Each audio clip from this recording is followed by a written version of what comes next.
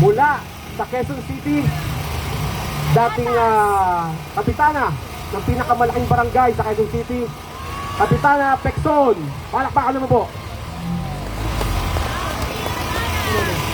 Kapitana! Kapitana! Hello!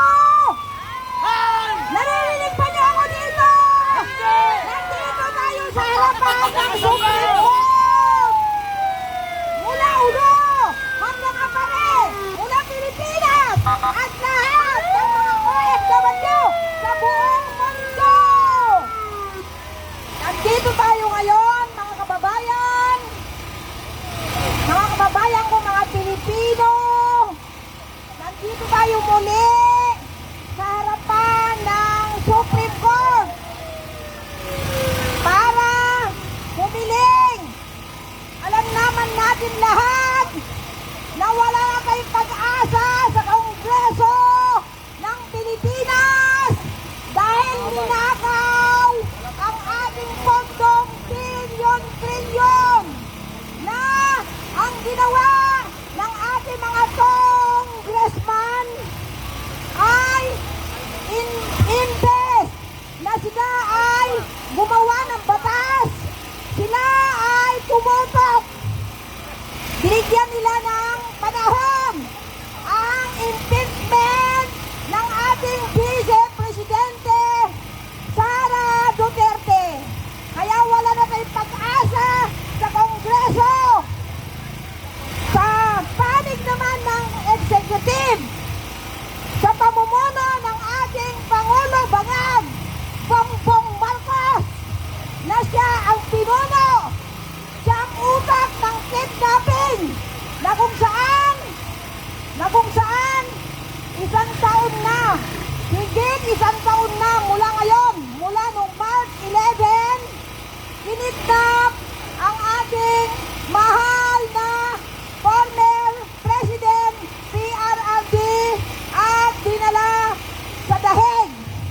Kaya ang ating mga justice dito sa Supreme Court, nandito kami, hindi kami nagsasawa, hindi kami napapagod para humiling sa inyo na desisyonan nyo na ang kidnapping case, ang isinabit ng mga Duterte para makauwi na ang ating mahal na Pangulo PRRD at ang mga ICC na bukas ay pag-uusapan dito sa Supreme Court kung makakauwi ba ang ating Pangulo Duterte, ang ating mga ICC na nakinabang, nabayaran ng almost $2 billion na may kinalaman si